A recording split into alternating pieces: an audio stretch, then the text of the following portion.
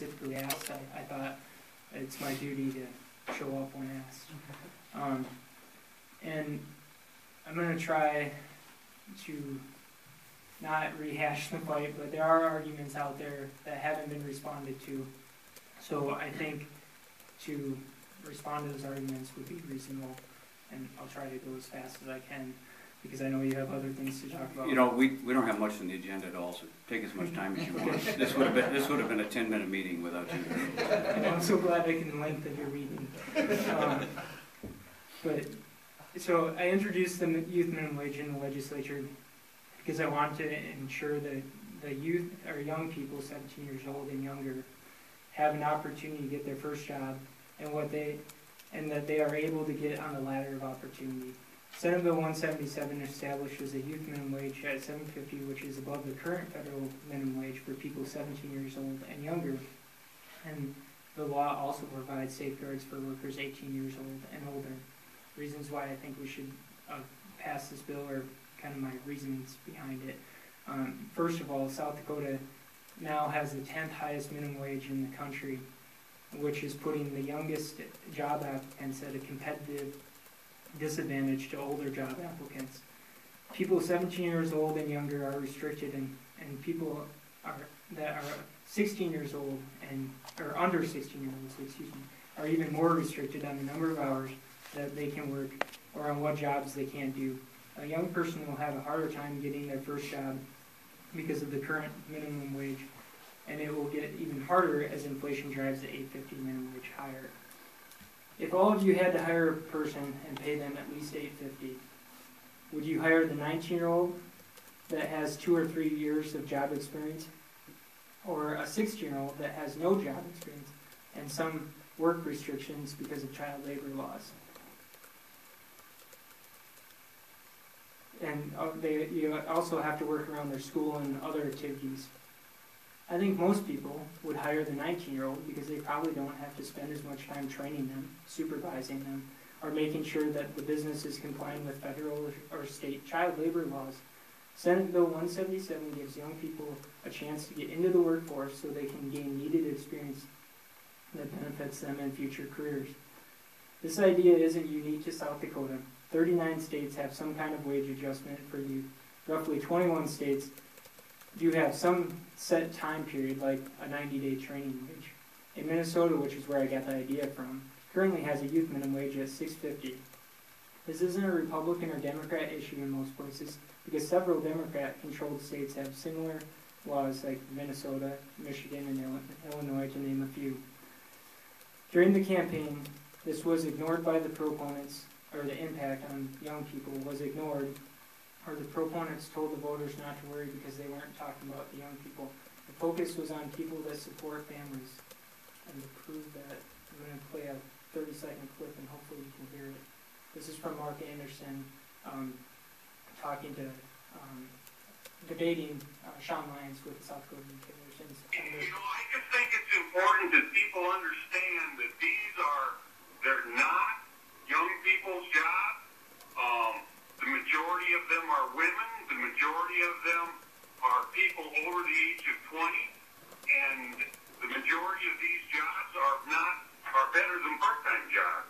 So these are people that are working to make money to support their families. And I think they deserve an increase, and that's why we're supporting an increase in the minimum wage. So with Senate Bill 177 passing, the $8.50 minimum wage, CPI, and the other tip wage increase that was on the ballot will still be in law. The voters' intent is still intact, and the law that was passed in November has not been repealed like some people are trying to say. If the handful of people in the Democrat Party who wrote the initiated measure involved more people like the Democrat leadership in the legislature in the drafting process, they might have included a similar provision, and it could have passed by a larger margin in November. And I want to emphasize this does not decrease the pay for anybody July 1st. This is the minimum, $7.50. Businesses would have the choice, but that would be a very bad choice for the business because they would have most of their employees quit if they decrease their pay. Also, if you believe that businesses are all about taking advantage of their employees, why aren't people paid minimum wage, or why aren't more people paid minimum wage? According to the last numbers that I've seen from the South Dakota Department of Labor, only 4.8% of workers are paid at or below minimum wage. It is because employers do care about their employees because they make their businesses successful. The current competitive job market also drives wages higher. This proposal is more about youth looking for their first job, not people currently employed, because they already have proven themselves and they are more likely to be above the 850. This isn't going to have much of an impact, if any, in larger cities like Aberdeen and Huron, because the market in these cities is well above 850 now. The youth minimum wage law will be used more in rural South Dakota. The market, work ethic, and skills of the young person will determine what they should be paid. If a business wants to keep their young, talented employees, they will have to pay them fairly, just like businesses that employ older workers have to do. The youth minimum wage isn't about paying the youth less. It is about getting them paid. It is about $7.50 to $8.49 versus zero. Because if a person doesn't get a job because the employer doesn't want to take a chance on a person that has no experience at $8.50, then they will be making zero because they won't have a job. But if the employer can take a chance on a person by giving them a job opportunity to work $7.50 to $8.49, then that person will actually be ahead because of Senate Bill 177. And they also won't be making zero. Also, once the employee proves that they deserve more, the employer will increase their pay and probably it will be above $8.50. Businesses don't want to go through the hiring and training process any more than they have to. Hiring and training people is an expensive process that employers want to avoid whenever possible. This will not stop employers from hiring older workers. If you have the bill in front of you, on page 2, lines 8 through 10, it says no employer may take any action to displace an employee, including a partial displacement through a reduction in hours, wages, or employee benefits in order to hire an employee at the wage authorized in this act.